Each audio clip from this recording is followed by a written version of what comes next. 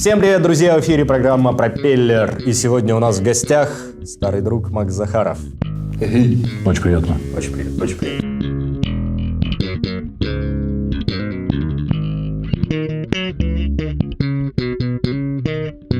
Для начала, как водится, поговорим о тебе.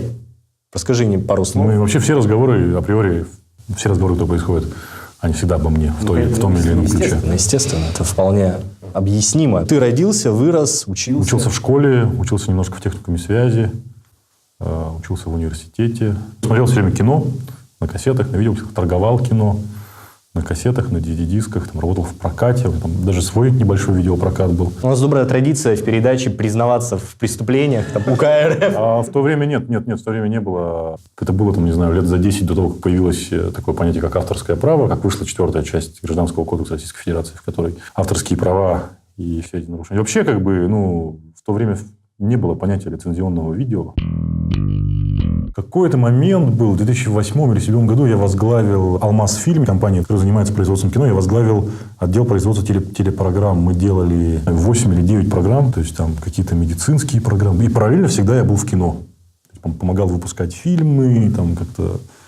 Ну, то есть, видео и кинопроизводство у тебя... в крови. Да, еще до того, как ты поступил получить высшее образование, то есть у тебя была цель... Заниматься кинопроизводством. Ну, не кинопроизводством, вот именно... Связать всю жизнь с кино. Составляющая кино мне больше нравится. Мне не нравятся все эти люди, которые снимают свои больные фантазии на чьи-то деньги, потом все это дело проваливается, и они потом оставшиеся годы своей жизни вспоминают о том, как они красиво потратили чьи-то деньги на производство. Мне нравятся ребята, которые снимают эту плохую сельскую комедию, которая отбивает себя в 10 раз, разыгрывают по билетам этой комедии «Трактор». Вот у нас часто берут две крайности. Это авторское кино и там какие-то, как ты говоришь... прям коммерческие. Коммерческие проекты. Почему у нас нету крепкого жанрового кино, которое бы... Оно есть, просто оно не доходит до зрителя, потому что, опять же, его сложно выпускать. Да, я вот там в какой-то момент занимался дистрибуцией кино по всей России. Легко на кинофестивале найти какой-то проект, в котором есть заметные лица, и при этом он не совсем там суперкоммерческий, это интересный проект, но на него не пойдут зрители. Ты тратишь месяцы своей жизни, а то и годы, обзванивая кинотеатры и предлагая им фильм. И таким образом, если кинотеатр согласится взять такой фильм, ты подставишь кинотеатр.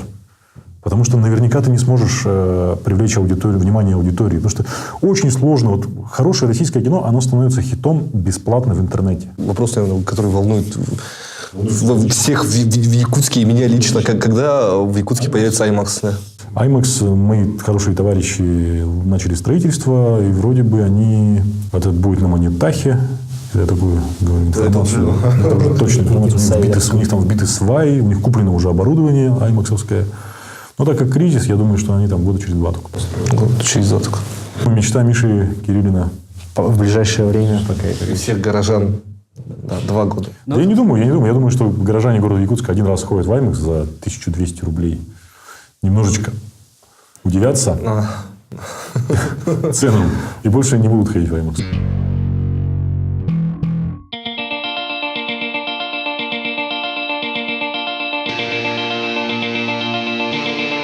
Для некоторых людей кинотеатр – это не только место отдыха, но и место работы. Так как же устроен кинотеатр? Что находится внутри? В чем заключается работа кинооператора? Сейчас узнаем.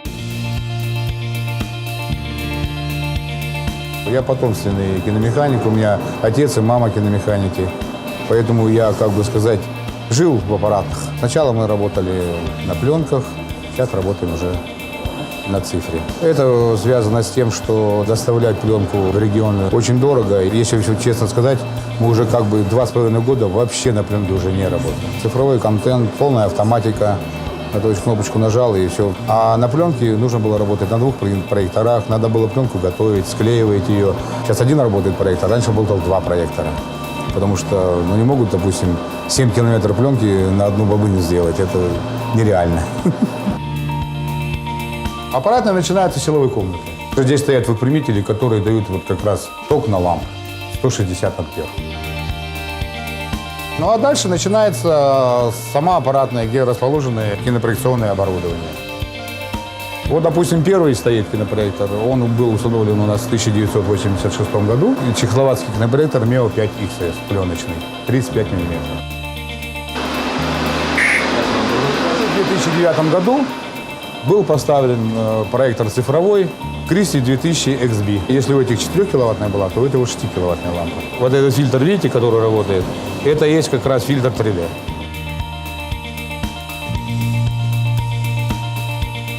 Начиная с самого начала, фильмы шли в таких коробочках.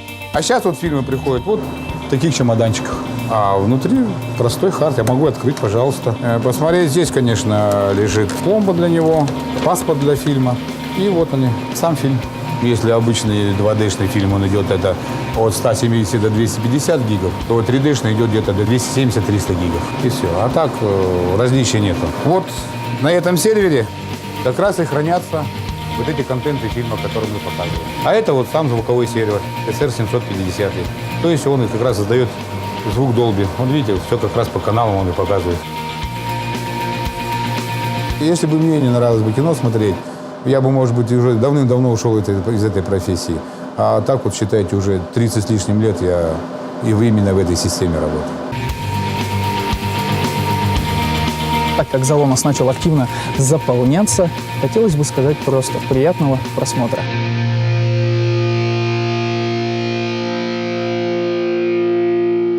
Человек всегда больше всего развивается, когда он общается с разными людьми, с разных стран и так далее. Я знаю, что тебе довелось поговорить и пообщаться с многими интересными людьми. Расскажи, допустим, каких-нибудь твоих самых интересных эпизодах да, с людьми из большого кино. Том Круз, я вот так скажу. Просто на меня дикое впечатление произвел 50-летний Том Круз, который выглядит моложе вас. Это правда. Моложе и лучше вас. Да. И вообще во всем. Он выглядел так, когда я с ним там общался, мне было лет 26. Жизнь лучше у нас. И он выглядел моложе меня. И просто он настолько заряженный. Вот прям парень, который... Я 2 раза с ним общался, когда он прилетал, соответственно, на премьеру «Миссия невыполнима 4. Протокол Фантом» и «Обливион». Понравился очень Вин Дизель. Вин Дизель, который известен благодаря франшизе «Форсаж», но при этом мало кто знает, что у него там есть огромный фонд под названием «One Race». Это переводится с английского как «один заезд, одна гонка», но при этом это созвучно одной расе. Ну, потому что Вин Дизель, там же непонятно, кто он. То ли он афроамериканец, то ли он латинос, то ли он там какой-то испанец. И поэтому он работает с многими странами мира. Вот из стран третьего мира, так называемых, он постоянно привозит детей и обучает их телевизионному производству. Ну, то есть, он там такой интересный чувак, он там строит электростанции. Там, ну, то есть, у него там много бизнесов. Дизель такой интересный парень, но при этом он не такой заряженный, как Круз. Круз просто заряжен. Мы там его спросили что-то в духе... Том, ты сегодня тренировался в спортзале. Он посмотрел и сказал: чувак, мне 50 лет. Я звезда экшн-фильмов. Я каждый день тренируюсь. То есть, а Вин Дизель, у него такое ощущение, что он каждый день ест картофельное пюре.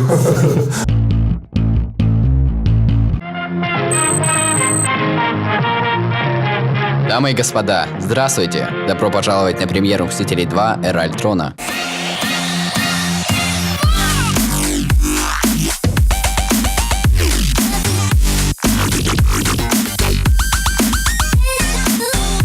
Там летающий город. Классный фильм. Альтрона.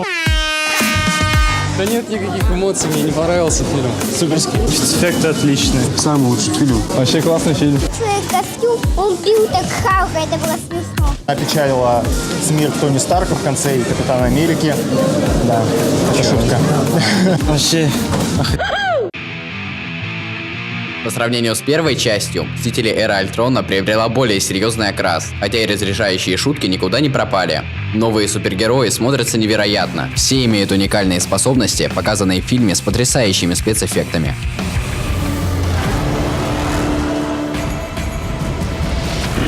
А вот любовная линия между Брюсом Бэннером и Наташей Романов выглядит странно, хотя и приводит к интересной развязке.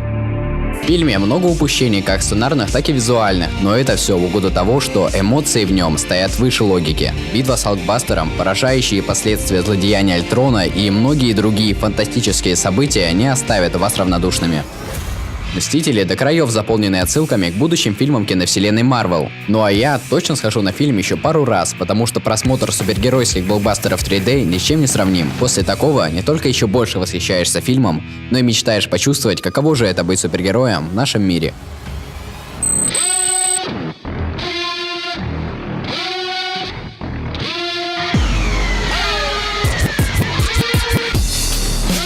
Этот город боится меня. Я видел его истинное лицо.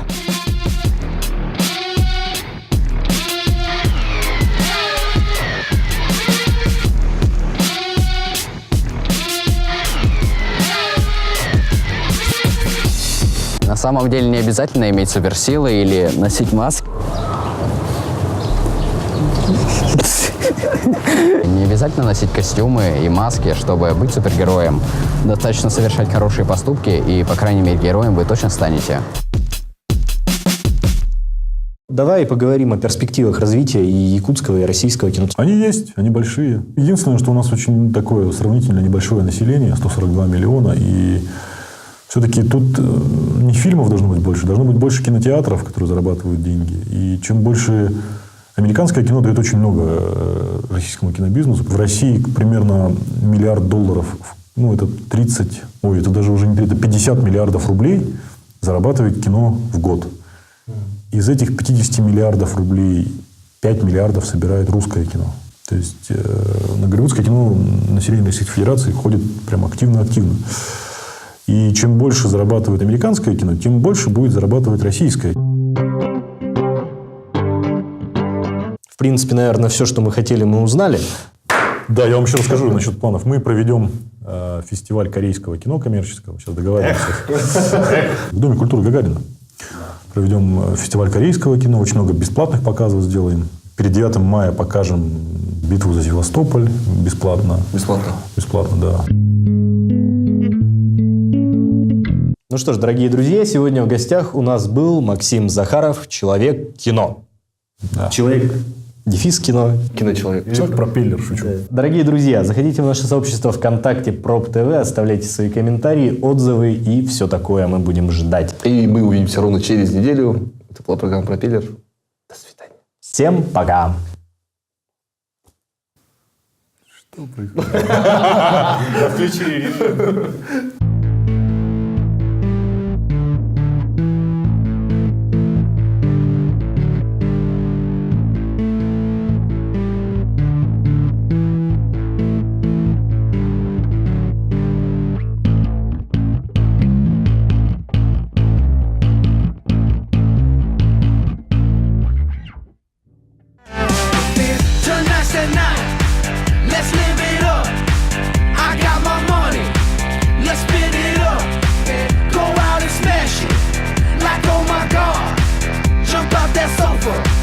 Let's kick it.